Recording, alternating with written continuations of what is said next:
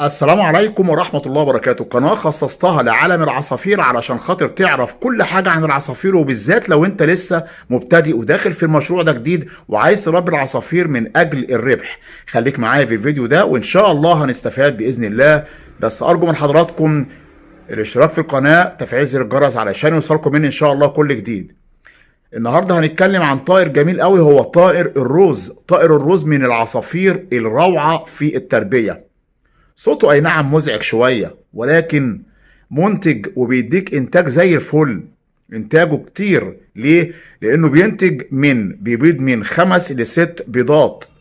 العصفور دوت سهل في التربية، برضه بياكل البلقم والفلارس، وممكن تديله أغذية متنوعة زي الكوكتيل. يعني بياكل ممكن جزر، ممكن تديله خيار، خس، تديله برسيم، جرجير، وكمان أهم حاجة تديله البيض المسلوق، هينتج معاك زي الفل.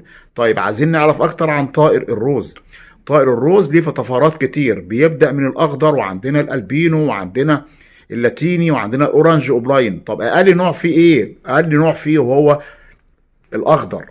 طائر الروز عامل زي طائر الفيشر بالظبط، ولكن طائر الفيشر بيكون حواليه حدقه حوالين عينيه، في حلقه بيضه حوالين عينيه. اما طائر الروز ما فيش الحلقه دي خالص حوالين عينيه، هو ده الفرق الوحيد، لكن التربيه كلها واحده. طيب انا دلوقتي جبت جوز عصافير روز، اربيهم ازاي؟ لما تيجي تجيب عصافير روز اهم حاجه تتاكد ان هم ذكر وانتايه، لان الروز للاسف بيخدعك. ليه؟ لانه هو الطائر اسمه طائر الحب، بيحبوا بعض لو نتايتين، ويحبوا بعض لو ذكرين. يعني تبص تلاقي ذكرين وعايشين مع بعض وبياكلوا بعض ببقهم، تحس يعني هم خلاص يعني بيبوسوا بعض زي ما انت بتقول، كانوا هم بيبوسوا بعض ومتوالفين، ولكن هم في الحقيقه ذكرين. وتحس ان هم ذكر وانتايه لكن ذكرين. والنوتي نفس الكلام. الله، طب هعرف ازاي؟ لازم يكون واحد عنده خبره وهو بيبيع لك يقول لك دول ذكر وانتايه.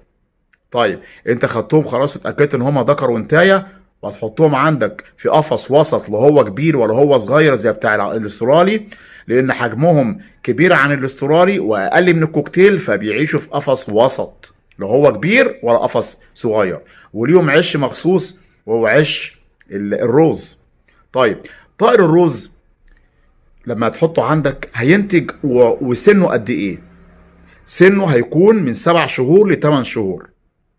طيب وهيبيض كام بيضة؟ زي ما قلنا من 3 بيضات ل 6 بيضات. طيب الروز انا ربيته ولقيت البيض طلع فاضي. طلع فاضي يبقى علشان خاطر انت ما بتدهمش بيض مسلوق. لازم تقدم لعصافيرك البيض المسلوق. ما انت كل ما تقدم لعصافيرك البيض المسلوق وتهرسه كويس قوي وتقدمه لهم 3 مرات في الاسبوع، ما تكترش عشان خاطر ما يجيلهمش اسهال. وكل ما تقدم لهم الجرجير، والجرجير يكون مرتين في الاسبوع، ما تكترش علشان برضه ما يجيلهمش اسهال. وكل ما تقدم لهم برسيم ونفس الكلام برضه هو مرتين في الاسبوع. ولو قدمت برسيم ما تقدمش جرجير علشان خاطر ما يجيلهمش اسهال. هتلاقي انتاج زي الفل من طيور الروز. طيب طائر الروز ده هل هو عليه اقبال في السوق؟ ده انت هتنزل السوق هيتخطف منك، لان هو عليه اقبال شديد جدا. كل طفرات الكوكتيل الروز اللي هو الاخضر واللاتيني والاورنج اوبلاين والالبينو. طب انا لما اجي لسه مبتدئ اربي ايه؟ رب الاخضر لسه يعني بسيط. انت اتعلم على الاخضر الاول. الجوز بيوصل له من 250 ل 300، لكن هو غالبا 300. لكن ما يكونش لسه صغير، شبابات هتجيبهم، يبقى الجوز هتلاقيه ب 180 جنيه. وبعد كده بقى ما تتعلم كويس تدخل على اللاتينة بقت 100. ادخل على الاورنج اوبلاين، وادخل على الالبينو بقلب جريء. الاورنج اوبلاين هتلاقي الجوز عندك ب 1200 وب 1500. تنزل تبيع جوز الزغاليل منه ب 800 جنيه. العصافير مشروع مربح ومربح جدا، بس اهم حاجة انك تربي صح وتمشي على الخطوات اللي بقولك عليها. ربي عندك جوزين 3 في البلكونة، من الجوزين 3 دول بسم الله ما شاء الله هيبقى عندك مجموعة كبيرة من العصافير، وهتنزل تبيع من الزغاليل اللي هتجيلك. اتمنى يكون الفيديو عجب حضراتكم. بشكركم والسلام عليكم ورحمة الله وبركاته.